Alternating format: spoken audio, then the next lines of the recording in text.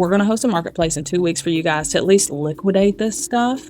But, we're trying to meet you in the gap as your Chamber of Commerce. And she said, well, that may give me the strength to go on, because right now I feel hopeless, like no one's here to help us, and I just don't know what to do. That's the voice of Jena Potter, VP of Marketing and Communications at Williamson, Inc. She's here today sharing how this chamber moved quickly and made a real impact when local small businesses faced a crisis. When dozens of Painted Tree locations across the country suddenly closed, chaos ensued, but so did an opportunity for the local chamber to make a difference. Keep listening for the full story of what happened next. Welcome back to Inside America's Best Cities. I'm Amanda Ellis of Livability Media. We are your partner for telling community stories like this one, attracting talent, and getting your place in front of the right people. At Livability, we highlight the nation's most vibrant, small and mid-sized cities so that relocating talent and business decision makers glean the insights they need. And with that, let's jump in.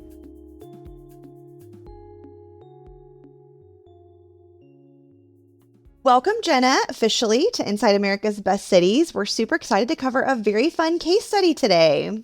I'm very excited to talk about it. Thank you, Amanda. So what we're here to chat about, and I'm going to let you kind of fill in the fun parts, but a lot of people may be familiar with the brand called Painted Tree, which was a retail chain that was, kind of large locations where individual vendors could have booths, right? And there was an active location in Franklin where you're based, and they closed kind of without notice and left a lot of people hanging. So I'd love to have you fill in that story a little bit more with anything we should add. Yeah, so 61 locations nationwide is what we've been told. All of them experienced bankruptcy at once, no warning other than, that moment, that if those businesses did not get their product out of there, each landlord was in control of what that kind of looked like and if it could be part of the bankruptcy. So the Painted Tree was the point of sale for these businesses. So in Franklin, that was 311 businesses and 275 booths, 33 employees, and 67,000 square feet of space.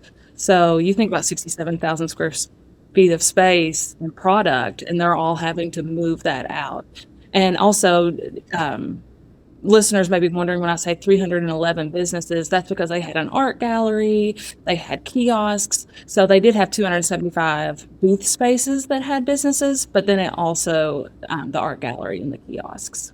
Gotcha. So how did you initially hear about all this and kind of put two and two together of oh, we have one of those. This isn't good. Well, one, I was a shopper. Okay. Love their products. A very diverse place, great place for gifts, locally made.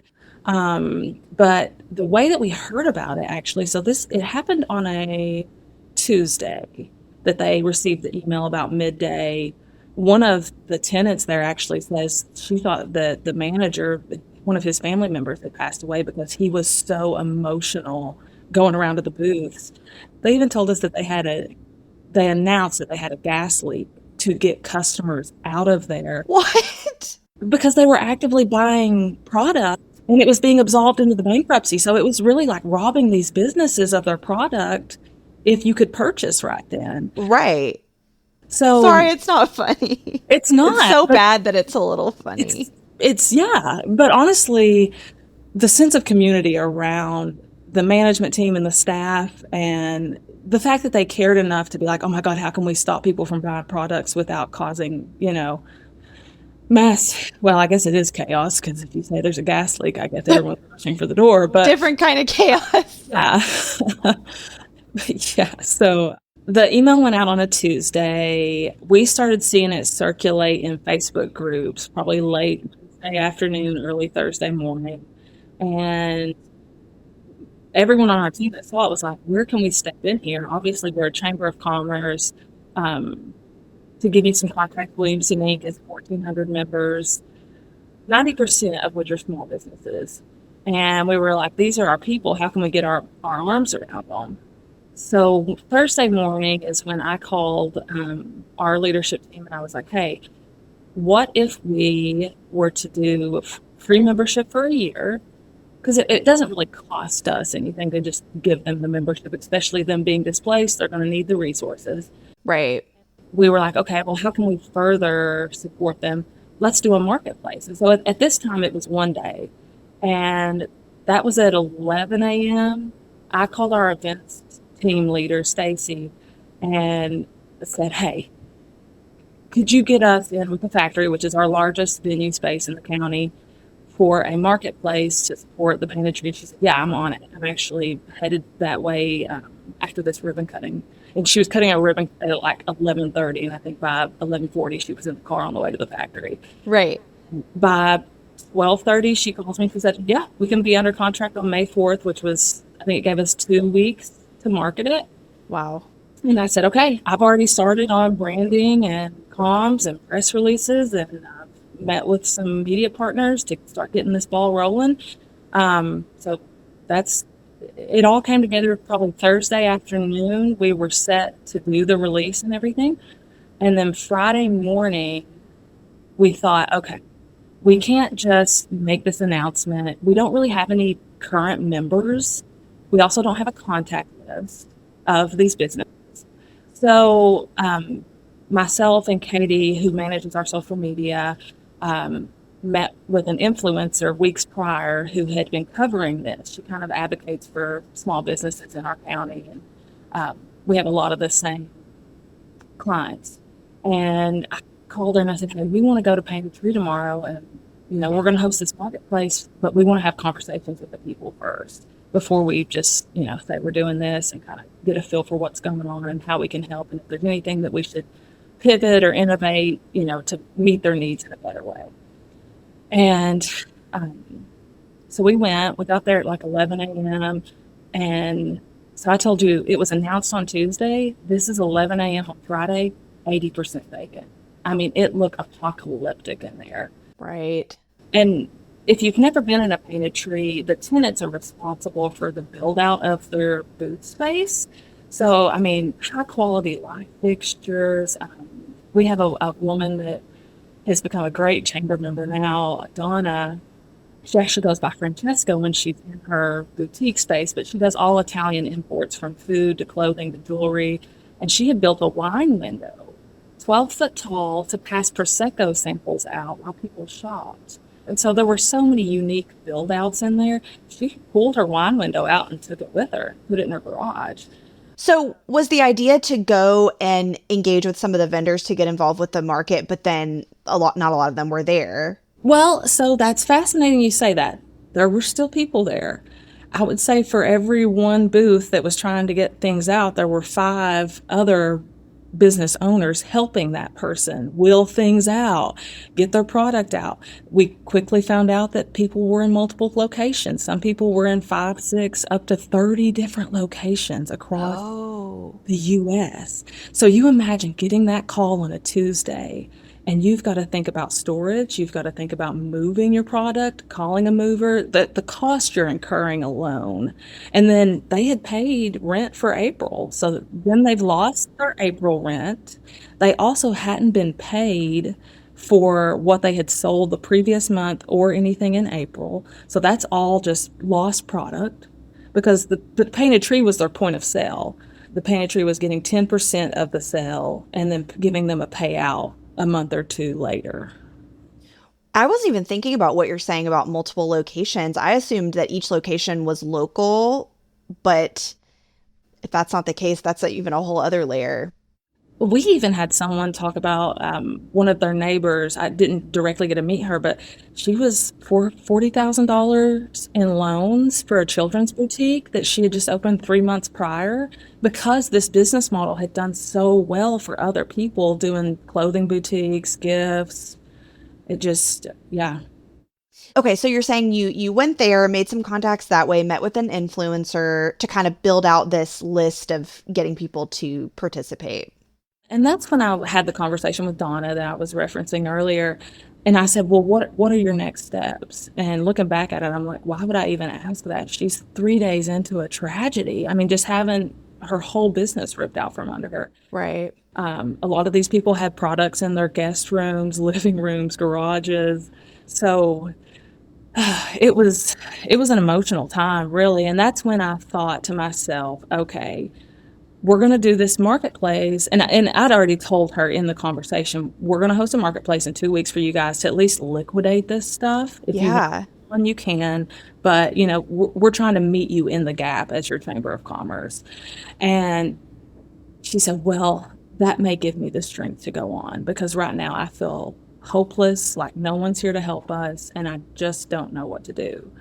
And in that moment, I was like, okay, we've got to do this for 2 days. We can't ask them to pack all their products in, build their little booths back out, and then pack it all out that evening. Like, can we just do it for 2 days so they can pack it in that morning and then pack it out the next day? So we called the factory as soon as we got out of there, and they said, sure. Right. What comments would you have? Because I feel like sometimes chambers can be not necessarily the most nimble. Like it takes a minute to like make a decision, get everybody on board. But you didn't really have the luxury of time in this situation because you were like, if we're going to do this, like it's happening. So how were you able, to move that along? And what advice would you have for people that, need to make that happen sometimes? Yeah, yeah. So it really comes down to your team and how much you care. And there were evenings where I did not, 12-hour days, and our team, I think too, we're not 5 days in the office. We're a hybrid model. And there were afternoons where I would work on this, 8, 9, 10 o'clock, but it's when you're meeting a need like that, it just fills your cup to keep you going. Also, having a team that will say yes and kind of just get into that kind of mode. Our events team, they were on it.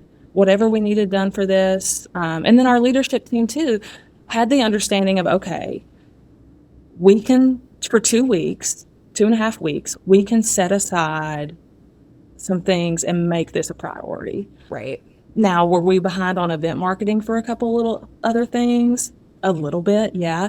But to be honest, the spotlight of this almost compensated for that because then people wanted to engage with us more. So it paid us back, and I think just being prepared for that kind of impact too financially was very beneficial for us. Right. Right. So it was kind of like put you a little behind on some other things you could figure out later. But then honestly, the extra, PR benefit of helping the community in that way just kind of evened everything out. Well, just all the earned media that came from it. We don't have a marketing budget that is robust by any means. And so we don't pay for a lot of media exposure. And 3 local news stations did multiple airings of this before and after, or before and during. And so it helped us reach a group of people that we had not reached before. And also as a chamber, you think about yourselves as this B2B organization, right? We're all just trying to connect the businesses. Well, that's not always the case. We're also trying to connect the B2C. We host other marketplaces and other expos. And this helped us reach more consumers, which in the long run, now that we collected their emails as they were coming in the door, we'll be able to get them back to other marketplaces, which will benefit not only the Painted Tree displaced vendors, but it'll also benefit our other members as they display it at other marketplaces. Right. And really a way to kind of be that community glue that a lot of chambers like talk about that they are, right? But how are you actually showing that in a moment of need versus being like, oh, that wasn't in the budget. That wasn't in the plan. Good luck to you guys. Well, and you think about these businesses, we did an exit survey. 67 businesses out of the 311 were able to participate. And we did it on a Monday and Tuesday. So some of these people have full-time jobs, and that's why the Painted Tree was such an appeal to them because it allowed them to have full-time jobs. So 67 were able to participate. We did the exit survey, and it was nearly 60% of them had no idea who we were before this.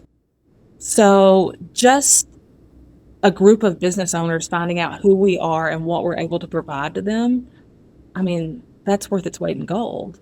Right. So tell me a little more about the event itself. So you did 2 days at the factory, which for people who aren't local to your area is kind of like an upscale retail thing with event space as well. Is that a good way to describe it? Yep, that is exactly it. So 2 days, a Monday and a Tuesday, you said, and they were just able to come in, set up, and you were able to market it for people to come in and do some shopping to support. Yeah, so we did it. We opened, let's see, the actual operating hours of the marketplace were from 10 a.m. to 8 p.m., which was the operating hours of the Painted Tree.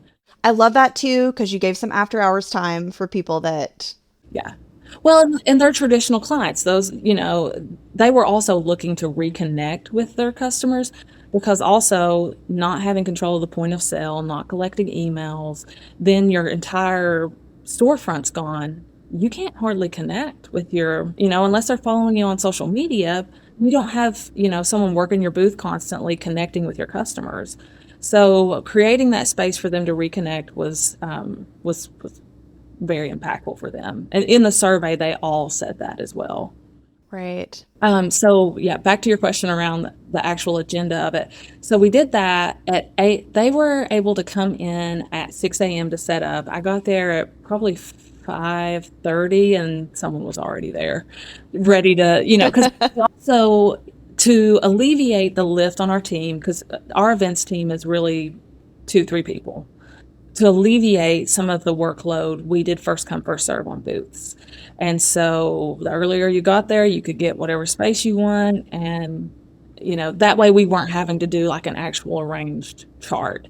And I will say, this being a crisis response, everyone was so grateful. There really wasn't any issue with, well, I wanted this space or, Right. Why didn't you do this? Right. So the sense of gratitude alleviated any type of issue that you probably would see a chamber have with that kind of setup with a paid marketplace. Yeah. And like that it was put together fairly quickly. Like normally you'd have this plan for longer. You'd do a lot more marketing and planning and logistics. And obviously you can't expect the same result in 2 to 3 weeks as in something that's been planned for a year that you have every year type thing. I would say that this definitely outperformed any market that we've had, though. So again, I'm keep getting off of the actual how the day went. 8 a.m. was when the marketplace, or no, 10 a.m. was when the market was supposed to open. But what we did at 9 a.m. was a ribbon cutting. And when we first talked about this, we were like, should we do it? And I was like, yeah, we should. Let's get all 67 of these businesses on the stage. And we had the 2 general managers of the Painted Tree come, and they were actually the ones that cut the ribbon. And they were able to, say a few words because they had worked with these people for years. And the amount of tears and friendship that we had seen, in visiting with them prior and that morning, it just made so much sense to have the general managers do that. So we were able to, kind of talk about, well, you may have thought you lost your community, but you've gained one. And so we had our members there, our elected officials. It was a great way for these 67 businesses that are now all new chamber members too, because you've got to think we gave them a year of chamber membership.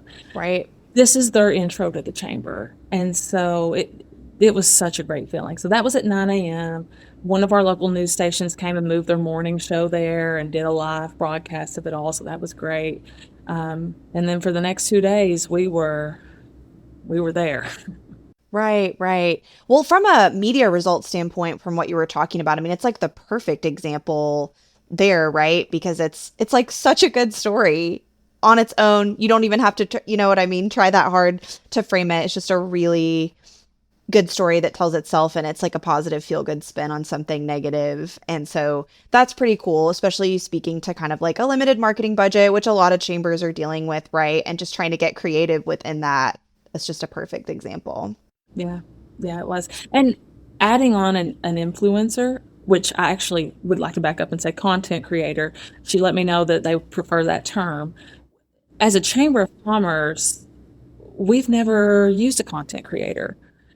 And I don't know many chambers that have, to be honest. And so, this could be probably a whole nother podcast. And if you know anyone that's using one, I would love to know because we're starting this kind of theme of getting them together. I met with a company last week and they were talking about how much they lean on content creators.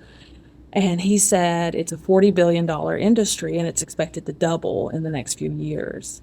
And I thought, that's business. That's us, and as a chamber, we need to kind of innovate and pivot and draw our arms around these people too. And so that's when we started working with Jessie, because her whole thing is hidden gems in Franklin. And so she finds small businesses and gets them in front of people. And so doing the announcement about the marketplace with her, our average view on Instagram Reels is like a couple grand maybe on a good day. This was Yeah. over 150,000. Wow. And Yeah. like 97% weren't even following us. Hundreds of new followers for us. Engagement has been consistently up since.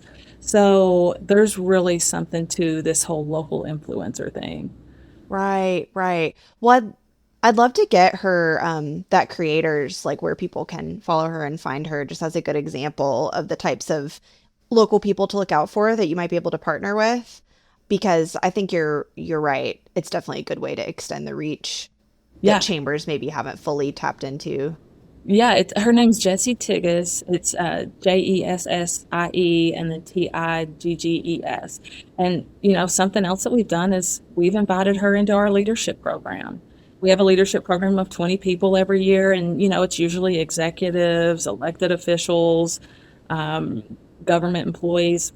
We have a content creator in this class, and having her take her experience and put it out into that. Not only is it she's telling her story and her, how this program is affecting her, but as a chamber with a limited budget, her going and videoing all these things and putting it out there. I mean, whew. That's awesome. Any other results you'd like to share from the day of? Like, were the vendors successfully able to kind of offload some of that inventory and Yeah, make yeah. up a little bit of what they'd lost? As I told you, we did an exit survey, and we are ecstatic to say in that exit survey, the projection is that they made somewhere between 150 to 175,000. So in 2 days, and to let you know, they were paying rent at I think about 120,000. So they made more than their monthly rent with just 67 of them, not the full 311, Right. in 2 days. And some of that is the spotlight of crisis, right? But we have a community here that really wanted to come around these people, support them, and man, it was a good feeling. Right. It really is. And I would imagine that their products are at a range of price points too. So that even plays, I don't know, makes that amount even more impactful when you think about like, maybe there are some higher ticket type items, but I'm sure not all of it is. Some of it's probably food products and all kinds of stuff. There was so much. I mean, homemade sauces and pepper jellies to refurbished furniture to secondhand books to squishies. There were dog things, a whole dog boutique there. My dog had duck feet for like 2 weeks. Right. But yeah, there was quite the range of product. Right. Any specific vendors you'd like to shout out, or if listeners are like, I would love to support some of these vendors, whether it's these or ones closer into their community. Is there any like resource you'd recommend or any you'd just like to mention? Well, I would have to tell you, Ciao Bella, which Donna, and I talked about her a little bit briefly, but she was amazing. And really, all of the vendors or businesses, and we found out quickly, and I hate that I've called them vendors probably a couple times on this call, we found that the community was discounting them by saying vendors. These are small businesses. And in talking to people, they were employing people to stock their shelves when they weren't there. And so Yeah. it had a ripple effect. And a lot of it was husband and wife duos. So it's something that we've just tried to be mindful of in talking about them. But Donna went on the news with me multiple times. I brought her something that we use is we had a women in business luncheon, probably a week into promoting this, a week out from having it. And I had Donna come and do a fireside chat with me on stage in front of 150 women. about the impact of this and how they could come support in a week at the marketplace. And so having that one small business spokesperson to talk about the impact and really tell the story was, I think, really pivotal for us to help the community understand the magnitude of this. Yeah. And again, very mutually beneficial. Yeah. For both parties for obvious reasons. Any other, updates on for these businesses? Like, is anything else happening, to help make them whole, maybe even outside of the chamber? And what's that looking like? Yeah. So someone has come in and opened a new business called the Collective Boutiques, and they're opening them back up one by one. Oh, interesting. So Same space and everything? They're trying their best to get the same space everywhere. But the one in Franklin is already, the lease is active. The CEO of this company is Melanie. I cannot remember her last name, but we're supposed to actually have a call this afternoon. Right. To talk about, grand openings and things like that. But very cool. She's offered the booths back to the business owners. A lot of them are under lease with her. She's meeting with them one-on-one because obviously there's a huge trust issue here with how everything went down. My understanding is she was in several, if not all, 61 locations. But on the website, it will show you who she's active with and then who she's pending with in different cities. Well, that's sort of a happy-ish ending.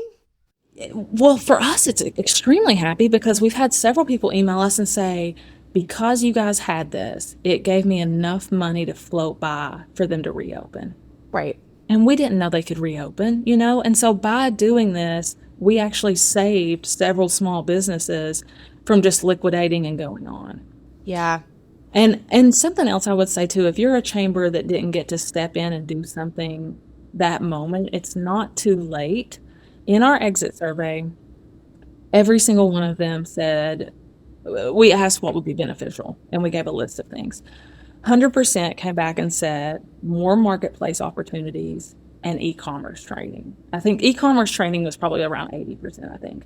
But if you can reach out to these businesses, and here's the thing, we didn't have the email list. We relied on the media and Facebook groups and word of mouth to reach each business owner and tag them. So you can really do a grassroots effort to get a hold of these people and give them some offerings later on if you're a chamber that needs time to plan for that kind of thing. Right, right. Well, for listeners, if you're in a community that was impacted by this, now you have somebody who I bet would be willing to talk to you and walk you through supporting them. I think it's awesome. I think it's definitely award worthy. I know you mentioned that you'd entered this for a couple of awards processes, and I think you will definitely get some well-deserved recognition from that. But thank you so much for coming on and sharing this story. Again, we've got listeners all over. So Franklin, of course, is a very lovely place just south of Nashville, has been featured many times on Livability's, best places to live list and all of that good stuff. But our fun closer question, Jena, is something we ask every guest about their community, which is if someone were visiting or spending time there for the first time, what would be like a single bucket list item you would tell them they had to do, like something to eat or do or get outside and do? What would you suggest? Okay. In the theme of this podcast, I have to say, one, you need to go by Collective Boutiques, formerly Painted Tree, but also our historic downtown area. It's what we're known for. Our number one tourism driver is our Civil War sites, but I think we're very unique in our storytelling of that. And so going and visiting those places, you get a very inclusive history of how everything went. Very cool. And you said they're going to be doing this in multiple markets. Did you say that? The Collective Boutiques, yes. Yeah. Okay. I think there's 2 or 3 confirmed under lease, and then there's multiple that are pending. Cool. All right. We'll try to find some good links for the show notes on that. Thank you so much, Jena, for sharing and coming on today. Thanks, Amanda.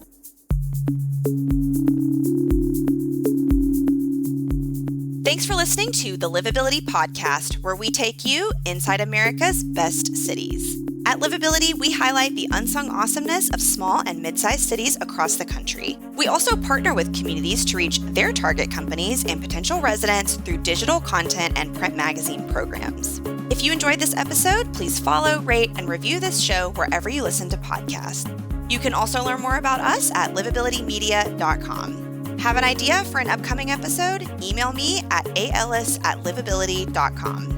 Until next time, from Livability, I'm Amanda Ellis, sharing the stories of America's most promising places.